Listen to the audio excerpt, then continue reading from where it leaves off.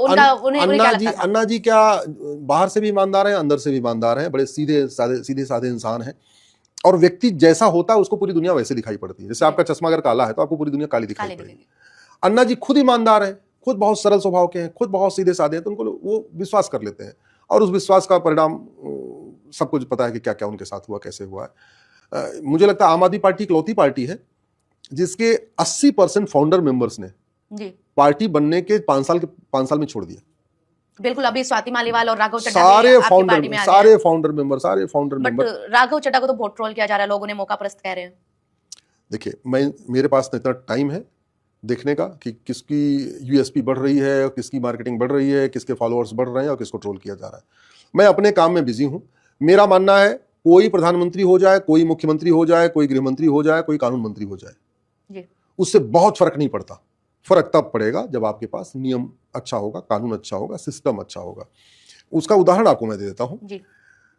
चीन, Japan, Singapore में मकान दुकान में भी चोरी नहीं होती है, और भारत में मकान दुकान तो छोड़िए, मंदिरों में चोरी हो जाती है। बिल्कुल। अरब, दुबई, कुवैत, बहरीन में घरों में चोरी नहीं होती है, अब भारत में घर तो छोड़िए, यहां मंदिर में चोरी हो जाती है। क्यों? कभी आपने सुना कि ऑस्ट्रेलिया में या ब्राजील में या अमेरिका में या रूस में उनके किसी धार्मिक स्थान पर चोरी हुई हो? नहीं। यहां तो मूर्ति तक उठा ले जाते हैं। यहां दान पात्र छोड़िए, वहां चढ़ावा छोड़िए, यहां तो कई बार मूर्तियां चोरी हो जाती है। मूर्ति चोरी हो जाती। क्यों? क्योंकि हमने सिस्टम नहीं, हमने देश तभी सुरक्षित होता है जब शिक्षा में संस्कार हो और कानून का खौफ हो। दुर्भाग्यवश न भारत में शिक्षा में संस्कार है, न कानून का खौफ है। शिक्षा वही मुगलों का मदरसा, अंग्रेजों का कॉन्वेंट मॉन्टेसरी चल रहा है। कानून व्यवस्था वही जो पुरानी हमें अंग्रेज देके गए थे, हमने उसको बदला ही नहीं भारत में। लेकिन क्यों बदला, क्यों नहीं गया? क्योंकि ये फायदेमंद है, इसे लूटने लूटने बांटने मजा आता है। अगर आपका नियम कानून अच्छा हो जाएगा तो करप्शन कम हो जाएगा, करप्शन कम हो जाएगा तो ये जो मालामाल वीकली चल रहा है, मालामाल वीकली बंद हो जाएगा। अभी तो कमांडली सिस्टम में जो लोग बैठे हैं और जो पॉलिटिशियंस हैं, सबका अभी तो ये है कि एक फायदेमंद धंधा है पॉलिटिक्स, ये कह सकती है कि 5 करोड़ लगाओ, 50 करोड़ कमाओ। मैं तो बहुत ऐसे लोगों को जानता हूं जो चुनाव लड़ने के पहले स्कूटर से चल रहे थे या टू व्हीलर से चल रहे थे, जैसे वो पार्षद हुए और प्रधान हुए, उनके पास बोलेरो आ गई, स्कॉर्पियो भी आ गई, फॉर्च्यूनर भी आ गई, बढ़िया बुलेट भी आ गई, रिवॉल्वर और राइफल का लाइसेंस भी ले लिया, तो इतना सब कुछ आ गया और पावर अलग से आ गया। जबकि सवाल नहीं कर सकता। और जबकि पार्षद प्रधान में कोई वेतन तो होता ही नहीं, इसके बावजूद इतना हो गया। बहुत सारे ऐसे सांसद विधायक हैं कि एक बार सांसद विधायक बने, इतने में ही होटलों के मालिक हो गए, फार्म हाउस के मालिक हो गए, दिल्ली में भी उनके कोठियां बन गई, नोएडा में भी उनके घर बन गए, एक ही बार में ऐसे भी लोग करते हैं।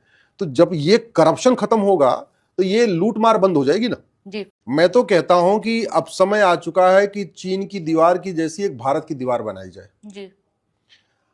सरकार के पास पैसे नहीं है तो सरकार 1% सेस ले ले। हमारे पास इतने मजदूर, हमारे पास इतने मिस्त्री हैं, इतने लेबर हैं, बिहार, बंगाल, झारखंड, हमारे पास यूपी, मतलब जबरदस्त लेबर है, जबरदस्त मिस्त्री। मैं कह रहा हूं सारे काम 1 साल के लिए छोड़ दो।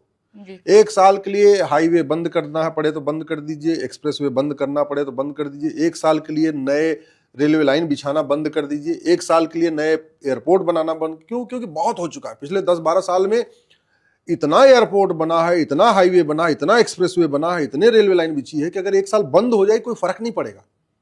सारे ठेकेदार को, सारे मिस्त्री, सारे मजदूर, सारे आर्किटेक्ट, सबको वहीं सुपरवाइजर को वहीं लगा दिया जाए भारत के बॉर्डर पे।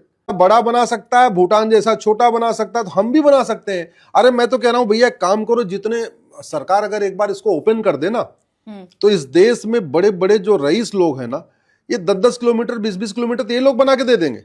मैं तो भाई, इतने लोग हैं, बिलियनर्स हैं हमारे देश में, टाटा है, बिरला है, गोयनका है, अंबानी है, अदानी है। लेकिन आपको लगता है कि ऐसा होगा कभी?